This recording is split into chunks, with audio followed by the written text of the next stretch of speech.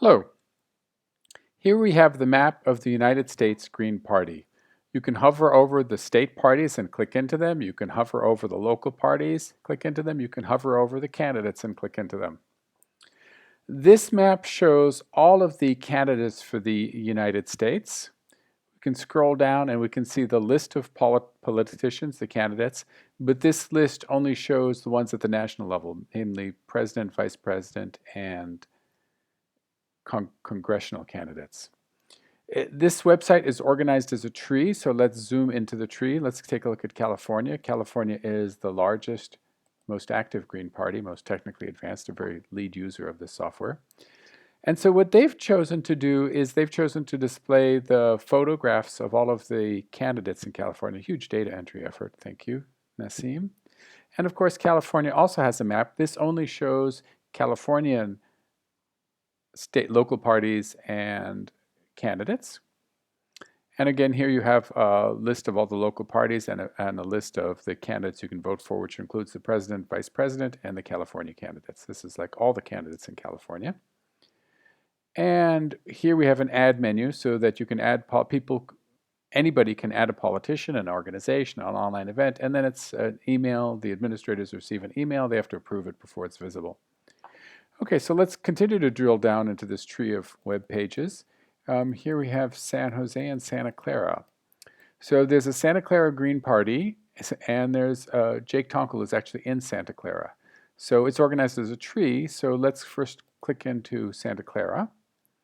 And here you can see the president, vice president candidate, and Jake Tonkel, who's the only candidate, Green Party candidate that people in Santa Clara can vote for, because there are no there's no state governor, there's no there's no senator running. So okay, so here you have the list of candidates that somebody in Santa Clara can vote for.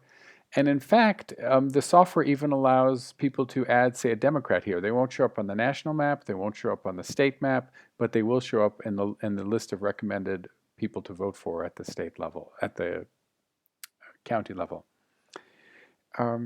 And let's dig down. So let's, you also have the list of politicians in Santa Clara.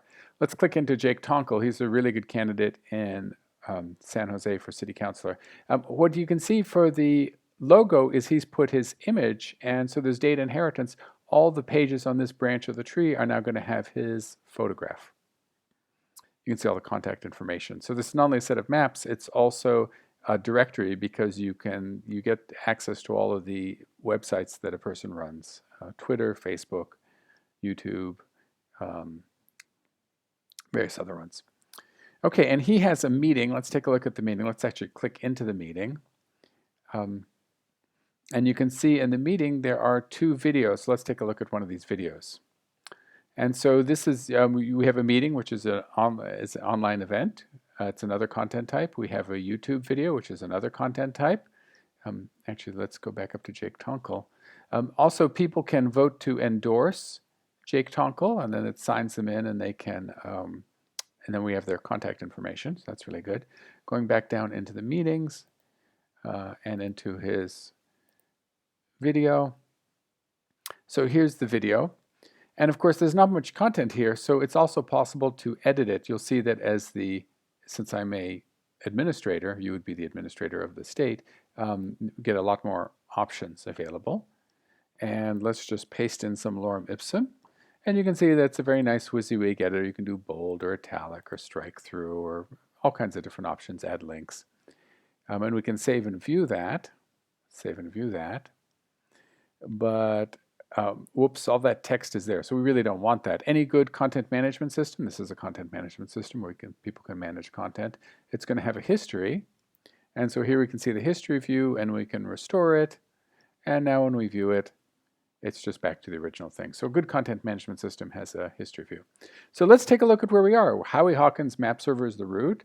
The Green Party US map and directory, Green Party of California, Green Party of Santa Clara, Jake Tonkel, Team Tonkel, educational equity video. We're like 7 levels deep in this map, in this directory. And if you have 7 items on every category, we have more in some categories, that's over 1 million items, over like 5 million items. So you can manage a huge amount of content this way, but you have to be careful that people don't step on each other's toes. So go back up to the Team Tonkel virtual meeting. We have something called editors. So Jake Tonkel can assign 1 or 2 editors to this branch of the tree, and they then have permission to edit that, and then he can supervise and see what they've done.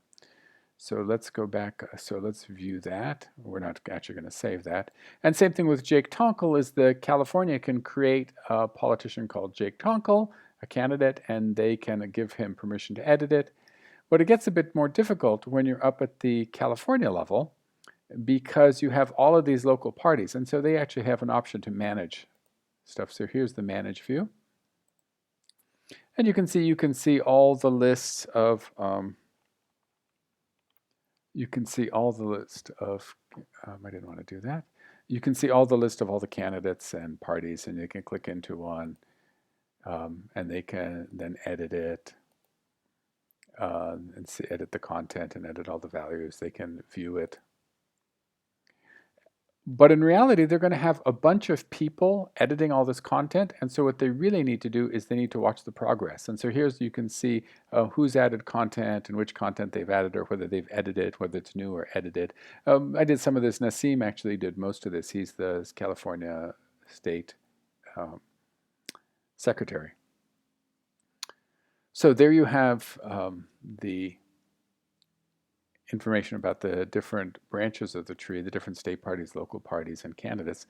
But we also have a news. So currently here we can see the newest items for the entire tree, and very soon we'll be able to see the newest items for any branch of the tree so that it becomes a source of news for either candidates, the local parties, state parties, and the national party.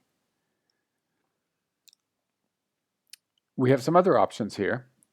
Here we have a branch of the tree. Remember, it's a tree, so it's really easy to take any branch of the tree and just create a separate website out of it. So here at howiehawkins.howie2020.tech, we have the Howie Hawkins branch of the tree. It's got quite a bit of content.